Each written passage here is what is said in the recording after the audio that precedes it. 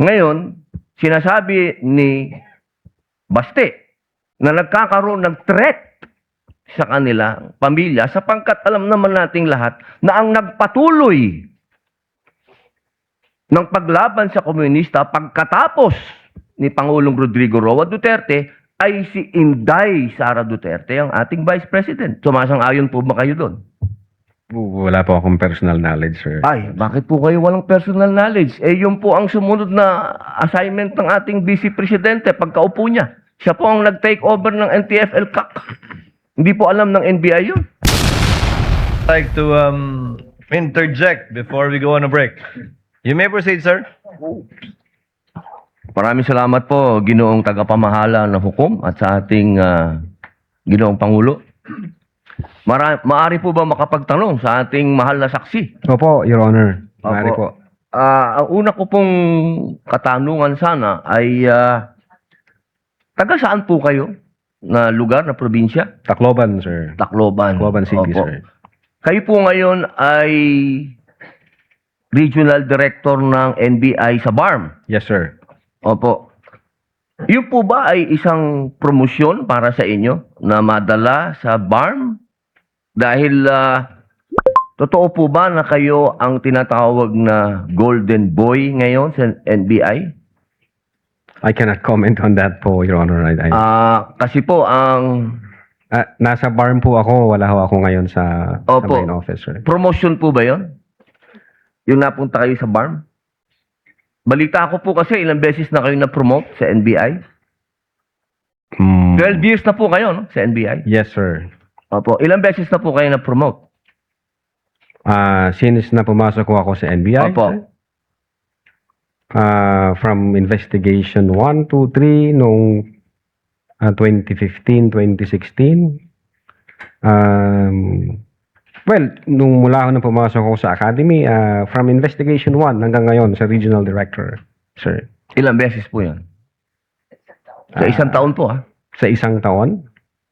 Anong taon po, sir, ang tinutukoy nyo? Bago po kayo napunta sa BARM. Bago ho ako napunta sa BARM, regional director po ako ng Mimaropa. May Maropa. Region 4B, sir. Opo. Kayo po ba ang pumili sa BARM? Na Hindi kayo po, sir. mapunta to? In the ex-agency of service, doon po kami nilalagay kung ano ang tingin ng direktor na makakatulong kami sa bureau. Bakit po kaya naisip ng direktor na sa BARM po kayo? Kayo po ba ay may kaalaman sa Islam?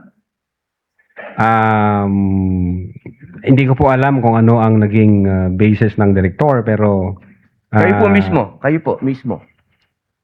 Ang BARM po kasi is Muslim Mindanao. Yes, Your Honor. Opo. Meron po kayong kaalaman sa Islam? In terms of what do you mean kaalaman, sir? Yung Sa religion po ng Islam kasi Muslim Mindanao. So, ibig sabihin, kahit basic po siguro ng Islam, no? Yes, sir. Kahit naman ho sino pwedeng i-assign kahit saang regional office dito sa Pilipinas.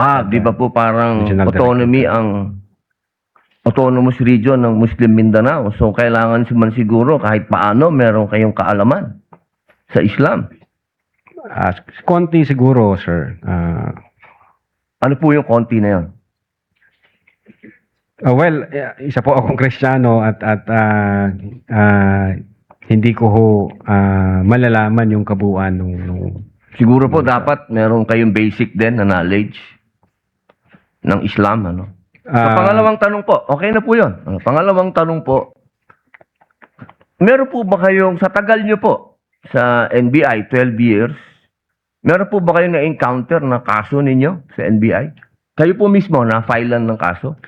Your Honor, normal ho sa mga NBI agents na makakasuhan, in fact, maging sa sinumang law enforcement agency, that's the price we pay for doing our job and for protecting the country. As a matter of fact, in the NBI, Your Honor, we avoid the noise. We just finish the job. So, sir. ano po yan? Yes? Yes po yan? Yung sagot nyo? Yes? Normal ho yan yun sa amin. So, yes po. Attorney Loto, kindly answer the question. Yes, sir. Oh, yes. Ano pong, pwede po bang malaman kung ano pong mga naikaso sa inyo? Well, wala ho pa akong natanggap na official case galing sa ombudsman, pero may nakita na ho akong complaint na binigay sa akin from NBI. Hindi ko na humaalala yung sa case na yan. Pero nung chinek po namin yung case na yan, Your Honor, sabi ko doon sa mga kasama ko, tingnan nyo nga yung validity at authenticity ng case na to. Pinuntahan ho namin yung nagnotaryo, I think meron Makati po, no? Court yun. Oo. Yung Makati Court, nag-issue ho ng certification na fake yung notary. Diyan sa reklamo na yan. So sabi ko, huwag nyo nang pansinin, marami tayong trabaho. Kung fake yung notaryo na yan, mere scrap of paper yan. Huwag na nating pansinin. Although, nag-aantay po ako, Your Honor, na mag-notify sa akin ng OMB kasi sasagutin po namin na eto ho ang nakalap namin, may dalawang Chinese na nagreklamo, chinek ho namin doon sa BI, yung dalawang Chinese na yan, I think, 9 months nang overstay at pinaghahanap din ng... Ano pong kaso po Bureau of yung Immigration. ipinatong sa inyo? Anong kaso? Hindi ko maalala, Your Honor. May mga kaso ho doon na nakalagay. Pero again, sabi Wala ko po nga, kayong isa kahit maalala na ipinatong sa inyo? if I'm not mistaken, arbitrary detention, may ganun ba? May unlawful arrest? Wala ho sa akin ng record kasi nga, sabi ko nga, nung makita namin na fake yung notary, hindi na ho namin binigyan ng pansin, Your Honor. Kasi napakakapal po nitong hawak ko. Wala akong problema, Your Honor. Sasagutin po kakapal. namin yan. Po. Sasagutin ko Hindi po niyo yan. pa po nasagot magmula noong February 29 Kasi wala pa hong official notice galing sa kung anong ahensya. na nakarating po sa inyo. Wala pa. Wala pa ho. Ang nakuha ko lang, yung kopya niyan, siguro may nagpadala sa akin. Sabi ko, teka muna, wala akong official na nare-receive from OMB. So, nung chinek ho namin, kung nag-i-exist ba yung kaso, fake yung notary, hindi na namin So, ibig niyo binigyan ng pong pansin. sabihin hanggang ngayon, hindi kayo sigurado kung nag-i-exist to. Dapat may notice na ako from Ombudsman. Di ba po dapat ang reaction ng isang tao kapag may kaso, harapin? Precisely, Kasi Your Honor. Iniintay ko nga po yung notice from Ombudsman na pag meron na hong notice Wala ang po kayong Ombudsman- notice hanggang ngayon? sa Wala pa Ombudsman? po, Your Honor. Yun nga ang inaantay ko kasi sasagutin namin kasi meron po kaming certification na fake yung notary. Inaantay ko po, Your Honor. Mas maganda po, maharap nyo kagad. Definitely, hindi ko lalong-lalo namin na po- tatakbuhan yan, sir. Kasi napakahalaga po ngayon nito. Yes, sir. Oo, ito po ay ang pinag-uusapan natin dito ay napakahalaga. Yes, sir. Opo, at ito pong mga kasong ipinatong sa inyo, perjury, robbery, extortion, theft, mainam po ito As I've said, Your Honor, in the NBI, we avoid the noise. We just finish the job, sir. Opo. Meron po akong tanong. Pangatlo. Opo. Kanina po na ang ganda ng talakayan nyo tungkol sa Romanov. Yes, sir. Opo. Alam niyo po ba yung istorya ng Romanov? At ang gaganda po ng mga sagutan ninyo, alam niyo po ba yung historical background ng Romanov? Ang alam ko lang po dyan, Your Honor, yun yung nangyari sa, I think, Tsar, kung hindi ako nagkakamali sa Russia. Sa Russia. Opo. Sino po ba yung nakalaban ng Tsar? Again, hindi ko po maalala, hindi ko po nakita yung buong... Yun. Kasi napakahalaga po malaman ng taong bayan kung sino po ang tinatawag natin na Romanov at sino yung nakalaban nila. Kasi po, katabi ko ang isa sa Marcos family. Yes, sir. Alam naman po natin lahat, batid natin lahat, na si Apo Lakay, Ferdinand Marcos Sr., ang number 1 na lumaban sa komunista dito sa Pilipinas. Batid naman din po natin na ang nag-execute sa Tsar kay Nikolai at sa kanyang mga anak, sa kanyang pamilya, ay ang komunista. Alam mo po ba niyo? Yes, sir. Opo. Ngayon, sino po ba ang pangalawang pangulo na lumaban sa komunista? Sino po, sir? Ay di si Pangulong Rodrigo Roa Duterte.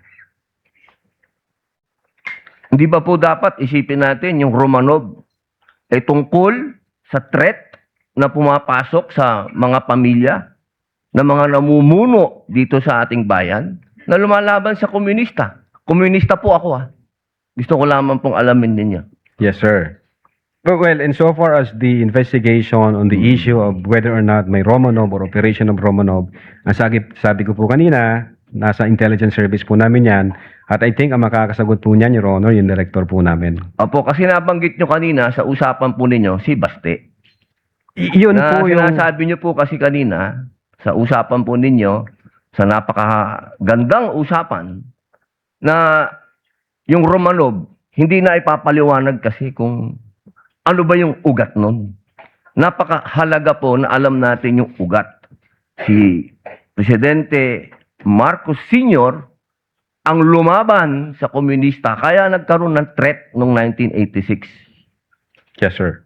Ngayon, sinasabi ni Baste na nagkakaroon ng threat sa kanilang pamilya sapagkat alam naman nating lahat na ang nagpatuloy ng paglaban sa komunista pagkatapos ni Pangulong Rodrigo Roa Duterte ay si Inday Sara Duterte, ang ating Vice President. Sumasang-ayon po ba kayo doon? Wala po akong personal knowledge, sir. Ay, bakit po kayo walang personal knowledge? Eh, yun po ang sumunod na assignment ng ating Vice Presidente pagkaupo niya. Siya po ang nag-take over ng NTF-ELCAC. Hindi po alam ng NBI yun. Well, nag-NTF-ELCAC siya, pero yung factual circumstances doon, Factual, wala pa po akong wala po kayong... Pero alam niyo po, sagutin na lang po ninyo na siya ang nag-take over ng NTF-ELCAC. yes, Your Honor. Opo. Isa na lang po, ginoong tagapamahalang hukom. Sabi niyo po kanina, ulitin ko lang po, gusto ko lang pong malaman uli. Inamin niyo po na wala kayong personal knowledge tungkol dun sa threat ng Pangulo. Ng pangalaw, sabi niyo po kanina, wala kayong personal knowledge na kumuha na ng assassin o papatay sa Pangulo, ang pangalawang Pangulo. Narinig ko po kanina. During that time? Yes or no lang po. During that time, ongoing ho ang validation namin, So, sir. ibig niyo pong sabihin ngayon, meron na kayong personal knowledge na meron na kayong... Hindi po, ongoing po ang validation at sabi ko nga po, ang makakasagot po niyan, yung intelligence service namin at ang director po namin, sir. So, hanggang ngayon po, wala pa kayong personal knowledge. In so far as the cybercrime division is concerned back then, Hindi po, ongoing ngayon po. ho yung Yes or no po? validation. Ngayon po, sir. Mahal naming saksi. Ngayon po. Kung ako tatanungin, wala pa po akong idea, pero baka meron ang intelligence service o ang director po Attorney namin. Lato, kindly answer the question directly. It's answerable by yes or no, and I think Yes, sir. you know the answer. Opo. Well, ako personally, wala pa po, sir. Okay. Yun lang po. Maraming salamat po, Thank mahal you. na saksi. Thank you, sir. Thank Your you, Honor. Senator Judge Padilla. Chair declares a 15-minute recess. We shall resume at 5:38. At exactly 5:38. Trial is on short recess.